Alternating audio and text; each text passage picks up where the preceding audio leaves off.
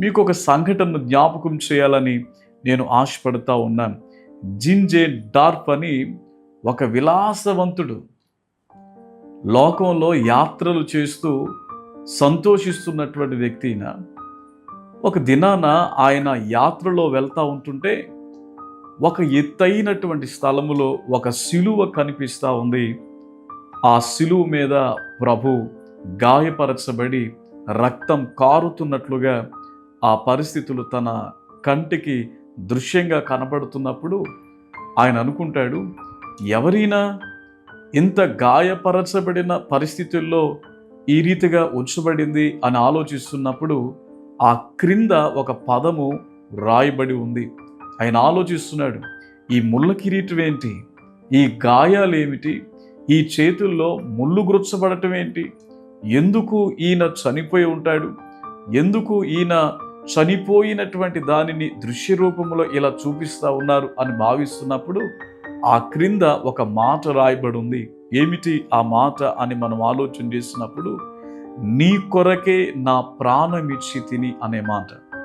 ఆ మాట ఆయన హృదయాన్ని కదిలింపజేసింది. నా కొరకు నువ్వు చనిపోవడం ఏంటి, నా కొరకు ఈ రక్తము కార్చడం ఏంటి, గాయాలు పాలవటం ఏంటని ఆలోచనలో పడినప్పుడు అక్కడ ఉన్నటువంటి ఒక సేవకుడిని అడుగుతాడు. ఆ సేవకుడు ప్రియులారా ప్రభువుని గురించి వివరించినప్పుడు పరిశుద్ధాత్ముడు అతన్ని దర్శించి తన హృదయాన్ని తెరిచి ఆయనకు రక్షణ భాగ్యం ఇస్తారు. ప్రియులారా, చాలా సంవత్సరాల క్రితం జరిగిన సంఘటన ఇది. భారతదేశంలో ఇక అనేక దేశాలలో ప్రియులారా క్రైస్తవులను వెలిగించడానికి, ప్రభుని ఎరుగనటువంటి వారిని ప్రభు దగ్గర నడిపించడానికి మిషనరీలను తయారు చేసేంత వ్యక్తిగా దేవుడు ఆ వ్యక్తిని సిద్ధపరిచాడండి.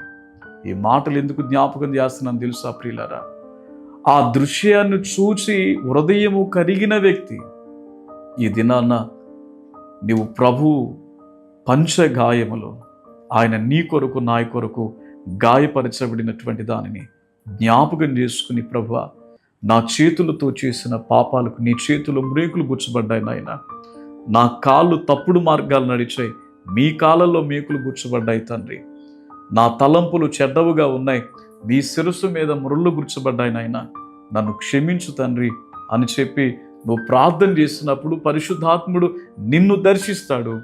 ఈ లోకములో ఒక వ్యక్తిగా, ఒక సేవకునిగా, ఆయన పాత్రగా నిన్ను ప్రతిష్ఠిస్తాడు. అలాంటి కృపా దీవెన ప్రభు నీకు దయచేయును గాక.